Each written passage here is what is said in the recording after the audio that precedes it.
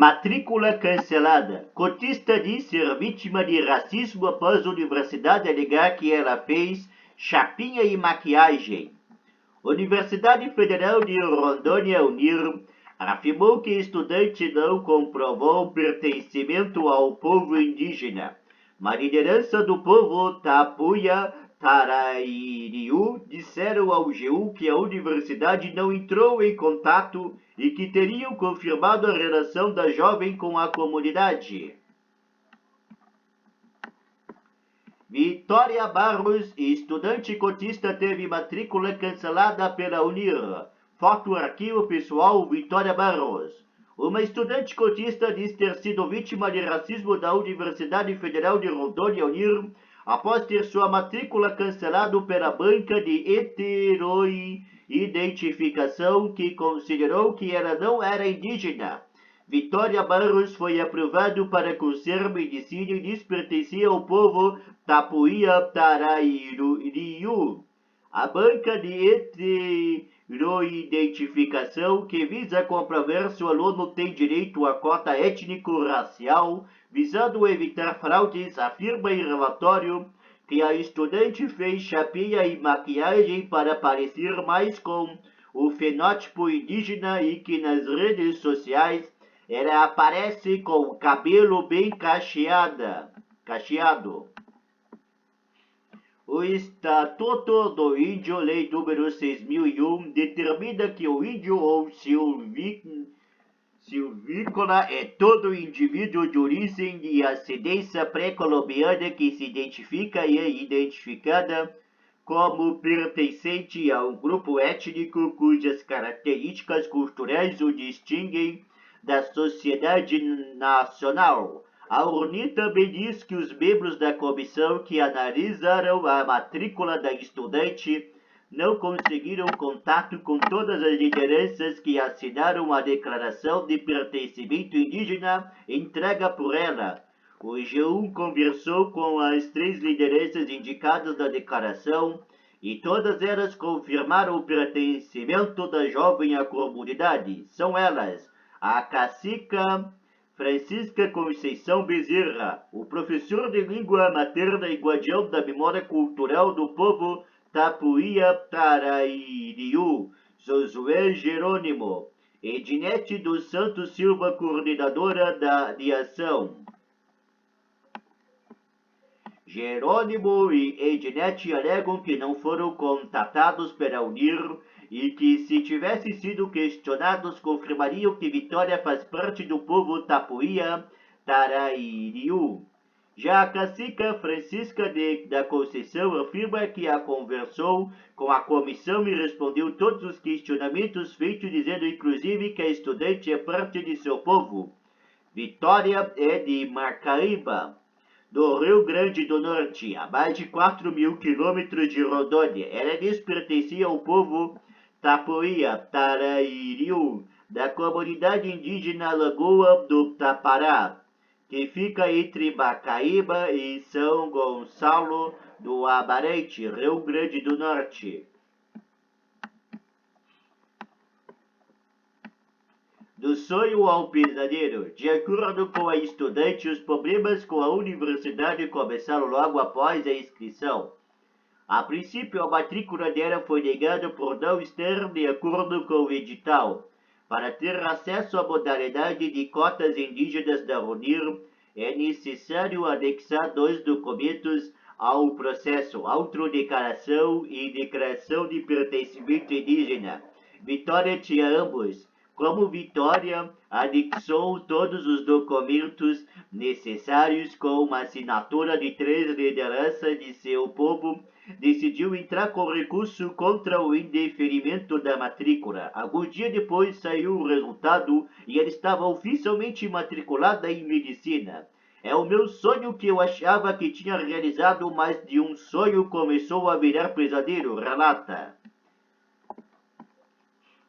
A estudante comprou a passagem dela e do pai para Porto Velho, organizou a mudança, pediu a exoneração do cargo público que ocupava, comprou os materiais solicitados e começou a assistir as aulas online ainda no Rio Grande do Norte. 2 semanas depois, em uma sexta-feira, foi surpreendida com o cancelamento da matrícula 2 dias antes da data marcada para a viagem para Rondônia. Eles deram o resultado da minha entrevista do último dia que poderia interpor recurso em uma sexta-feira no final do expediente. Então eu não tinha como recorrer. Como a passagem já estava comprada, eu decidi vir resolver pessoalmente.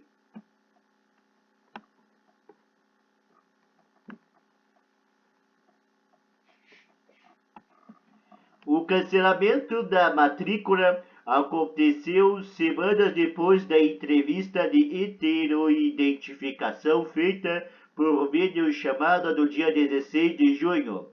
Participaram 2 servidoras da UNIR e 2 voluntárias indígenas, além da estudante.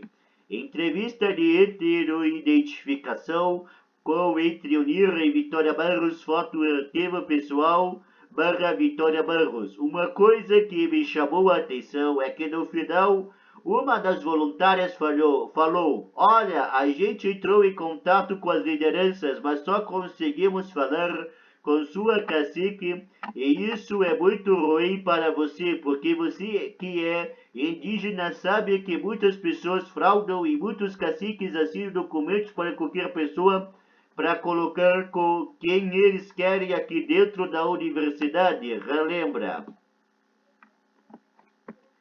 Lide atentamente cada detalhe do relatório. Os argumentos usados eram basicamente achismos e falas extremamente racistas.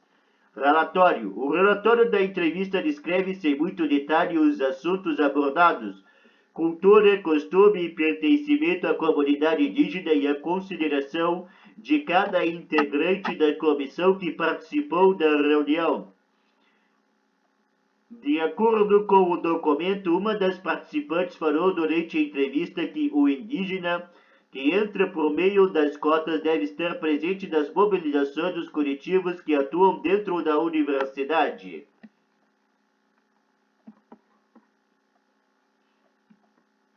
O G1 questionou Raoni se esta é uma exigência que estudantes indígenas participem de mobilizações e coletivos. A UNIR não respondeu à pergunta. A decisão aponta que, apesar do discurso de Vitória demonstrar proximidade com a cultura da comunidade do povo indígena Tapuia Tarairiu, ela poderia ter se preparado para a entrevista por ter graduação em publicidade e propaganda. Uma outra intrigante diz que buscou referência das redes sociais e aponta que Vitória não se apresenta como indígena e que ela aparece com cabelo bem cacheado. Diz ainda que a estudante fez chapinha e maquiagem para se parecer mais com o fenótipo indígena durante a entrevista. A conclusão da banca foi que Vitória não tem vínculo nem pertencimento à comunidade indígena à qual declarou pertencer. Eu estava em casa tendo todo nesse dia da entrevista, então não tinha nem por que fazer maquiagem. Eu não tinha cabelo cacheado, nunca tive, e também se eu tivesse isso não me faria menos indígenas. Se eu tivesse maquiada também não me faria menos indígenas, ela aponta. Vitória Barros quando criança. Foto arquivo pessoal / Vitória Barros. Judicialização do caso. Vitória chegou em Rondônia com provas a fim de resolver o problema da matrícula. Foto de quando era criança, cartão com a vacina prioritária contra a Covid-19 e outros. No entanto, ela enfrentou muitos problemas. Entre ele e a servidora responsável pelo processo estava de férias e não havia suplente. Conversa de Vitória Barros com a Comissão para Análise e Verificação da Autodeclaração Indígena e de declaração de vínculo com a comunidade indígena brasileira, foto arquivo pessoal Vitória Barros.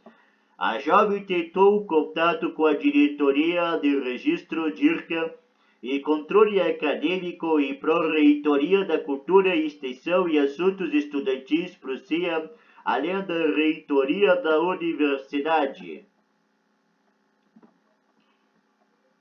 A servidora me falou: como você se inscreveu no último dia do processo seletivo, eu não tive tempo para fazer essas ligações. Depois disso, eu tive que fazer outras coisas e passei esse dever para as voluntárias.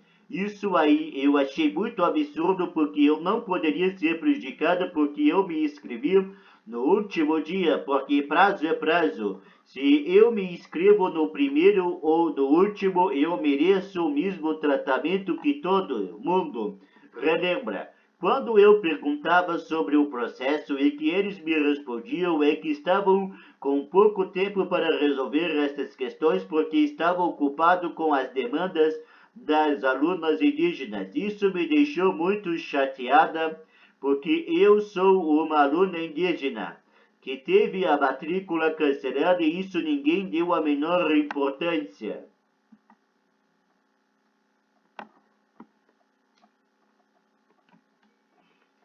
Conversa de Vitória Barros com a Comissão para Análise e Verificação da Autodeclaração Indígena e de Declaração de Vínculo com a Comunidade Indígena Brasileira. Foto Vitória Barros / Arquivo Pessoal. A estudante entrou com um pedido de mandato de segurança na Justiça Federal em 13 de julho. Ela pede a reativação da matrícula. Na primeira tentativa liminar foi negada e ela recorre da decisão desde o dia 13 de setembro. Um ofício da Fundação Nacional dos Povos Indígenas, FUNAI, que pede a reativação da matrícula foi anexado ao processo.